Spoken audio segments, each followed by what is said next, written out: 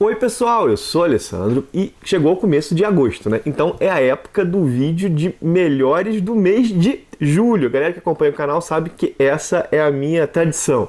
No começo do mês eu lanço um vídeo falando das minhas melhores leituras do mês anterior. E nesse mês de julho de 2020 eu li muita coisa. Tem sido assim, esse ano tem sido um ano de muitas leituras. Inclusive mais um mês eu tive dificuldade de, sei lá, de selecionar. Acabou que eu fiquei com uma lista de 12. São as 12 melhores leituras de julho de 2020. Se você acompanha os meus vídeos de leituras da semana, você sabe que eu li muito mais do que isso, né? Por isso que ficou difícil selecionar. E são obras que eu realmente gostei bastante. E tem de tudo um pouco, como eu costumo dizer. Tem mangá, tem quadrinho coreano, tem Disney, tem quadrinho franco-belga, tem muita coisa. Tem quadrinho recente, quadrinho mais antigo. Mas antes de eu falar das minhas melhores leituras do mês, deixa eu só lembrar daquilo, né, do link da Amazon, que eu deixo na descrição de todos os meus vídeos, inclusive desse. Caso você vai fazer uma compra nessa loja, se você entrar por esse link que está na descrição, me ajuda muito aqui a manter o canal, a fazer cada vez mais e melhores vídeos. Nesse eu vou deixar tanto o link geral da loja, caso você queira comprar qualquer coisa lá, quanto o link também para os quadrinhos específicos que eu comentar aqui, que porventura forem vendidos lá. Acho que nem todos o são, mas os que forem, o link vai estar aqui na descrição. Pois bem, vamos começar com um mangá. Astra, Lost in Space, mangá lançado aqui no Brasil pela editora Devir. Isso aqui é um quadrinho, sei lá, revolucionário? Não, não é nada disso. É um quadrinho que inclusive brinca com muitos clichês shonens, assim, clichês shonens. Deixa eu mostrar a capa direitinho para vocês. Mas tinha muito tempo que eu não lia nada desse tipo. E é muito bem executado na sua proposta. Só que nós temos um futuro onde a humanidade, sei lá, faz viagens espaciais com frequência. E no caso aqui há um grupo de adolescentes que passam por um rito de passagem nessa sociedade, que é ficarem num planeta sozinhos. Claro, isso é um risco controlado, só que com eles o risco não foi tão controlado. Eles foram, assim, teleportados para um local muito distante, encontram uma nave e tem que se virar para voltar para casa. Esse primeiro volume foi bem divertido, acho que o segundo volume está em pré-venda, gostei bastante. Bom, começamos com o mangá, vamos para Bonelli. J. Kendall, Aventuras de uma Criminóloga, número 123. Esse número de Júlia aqui tá espetacular. Júlia já passou do número 140, está no número 148, mas, cara, esse volume aqui foi fantástico, assim. Há duas histórias, né, nesse volume. A primeira é intitulada Louva a Deus e a segunda é intitulada, deixa eu pegar aqui, Vidas em Risco. A primeira história, ela fala sobre uma moça que passa AIDS para outras, né? Ela é soropositiva e ela seduz vários homens e passa AIDS para eles. Cara, o bacana dessa edição é o seguinte, é que o desfecho é muito inteligente e revela um certo olhar pessimista do Berardi para a juventude de hoje. Bom, a segunda história fala sobre o mundo do trabalho e um homem é assassinado numa obra e, na verdade, a partir disso pega-se suspeitos, né? E vamos ver, tipo, relações de trabalho cruéis e as consequências disso nas relações pessoais. Gibi muito bom esse aqui da Júlia.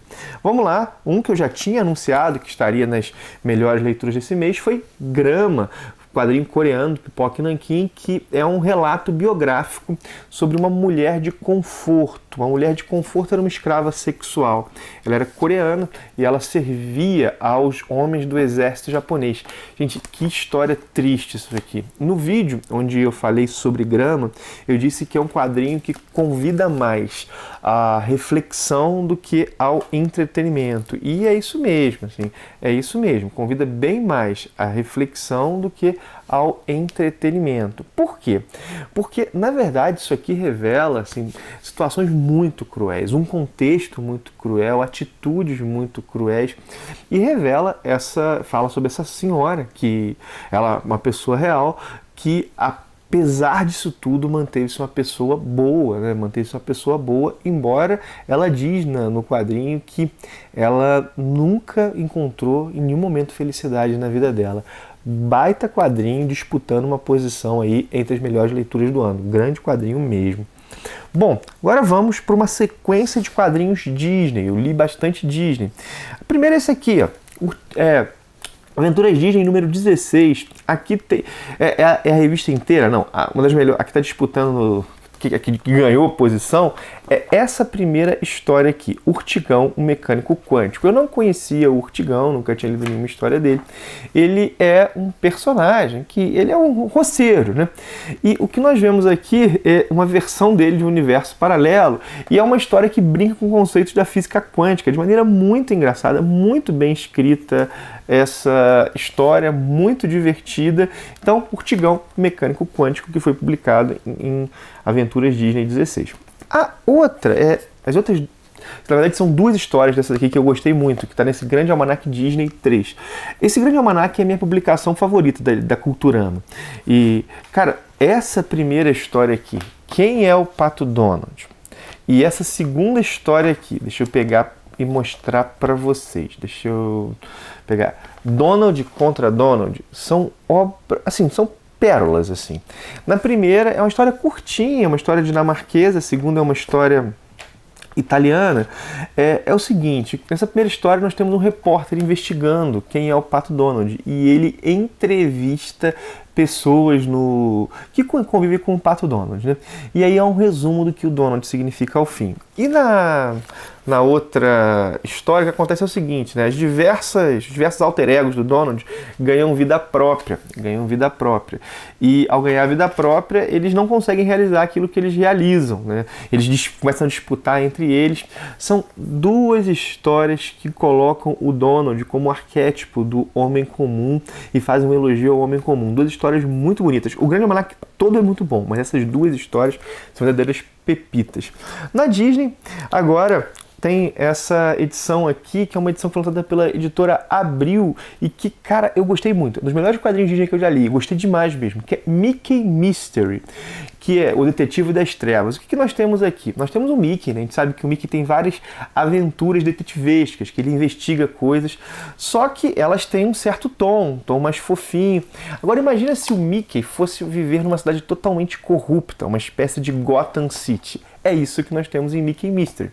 Gente, que história legal. Tem várias das histórias, roteiros do Tito Farati, ele é o principal roteirista, mas há um outro também. Deixa eu pegar aqui o nome do outro roteirista, que é o Ezio Sisto. É o Ezio Sisto e também tem um terceiro, que é o Francesco Artibani, né? O Ezio Sisto, ele divide o roteiro de uma com o Tito Farati. Na verdade é o seguinte, 1, 2, 3, 4 são do Tito Farati, uma que ele divide com esse Ezio Sisto e 2 histórias são desse Francesco Artibani. Isso, assim, cara, é muito legal, porque nós vemos toda essa pegada do Mickey e essa cidade terrível. E é claro que uma coisa afeta a outra. Histórias muito bem escritas, eu gostei muito mesmo, assim.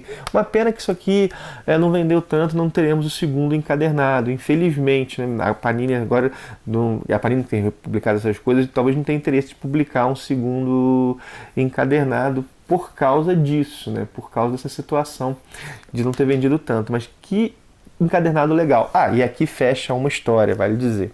Bom, ainda vai ter mais um Disney ao final, mas vamos mostrar uma outra coisa que é o Hellboy Omnibus Volume 3, lançado pela editora Mitos.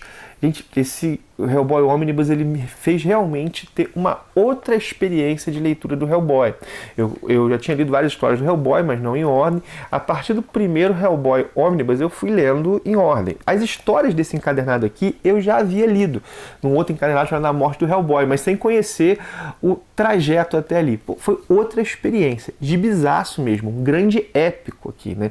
Aqui nós temos a morte do Hellboy, agora a Mitos vai lançar um quarto encadernado com Hellboy no Inferno e em princípio ano que vem ela lança mais 2 ônibus desse com as histórias curtas do Hellboy. Bom, vamos lá, 2 quadrinhos de super-heróis, vamos mostrar o primeiro que eu gostei demais, que é Homem-Aranha, o Amigão da Vizinhança, volume 2. Gente, isso aqui é muito bom. E essa série foi concluída nesses 2 encadernados, série escrita pelo Tom Taylor, que visou mostrar o Homem-Aranha a partir das relações com os seus amigos, um pouco da vivência do bairro. Claro que, assim, as histórias não são street level, são histórias que envolvem uma sub-York, né, uma cidade de Nova York abaixo, mas mas, gente, o Tom Taylor mandou muito bem escrevendo o Homem-Aranha aqui. Algumas coisas legais, por exemplo, a luta da Tia May contra o câncer, a relação do Peter com isso. Um one-shot que faz um grande elogio a Mary Jane. Esse segundo encadernado aqui manteve a peteca do primeiro, das melhores histórias do Aranha que nós tivemos nos últimos anos.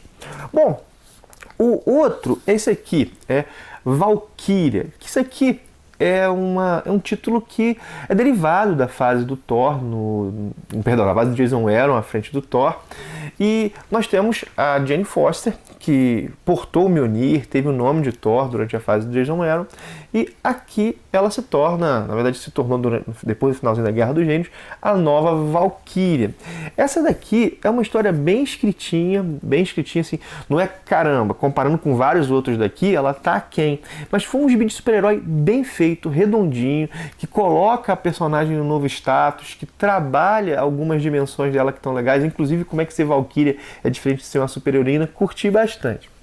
Sabrina, quadrinho da editora Veneta que foi muito falado, é um quadrinho sobre esse contexto das fake news, um quadrinho que ele tem uma proposta muito própria, né? Tanto em desenho quanto no ritmo narrativo, e ele busca emular o cotidiano, então comunicar na narrativa sentimentos de tédio, sentimentos de que não há o que se fazer, uma certa claustrofobia. Eu particularmente gostei bastante. Falei que ia ter mais um Disney, né? Eu falei da Culturama, falei da Abril. Bom, a Panini está publicando Disney hoje em dia. E eu li isso aqui, ó, Mancha das Trevas, Projeto Dark and Blood. Isso é muito divertido. Isso aqui é um quadrinho escrito pelo Cast. O Cast é um dos grandes roteiristas Disney de hoje em dia. Ele escreve para Disney, para os quadrinhos italianos da Disney.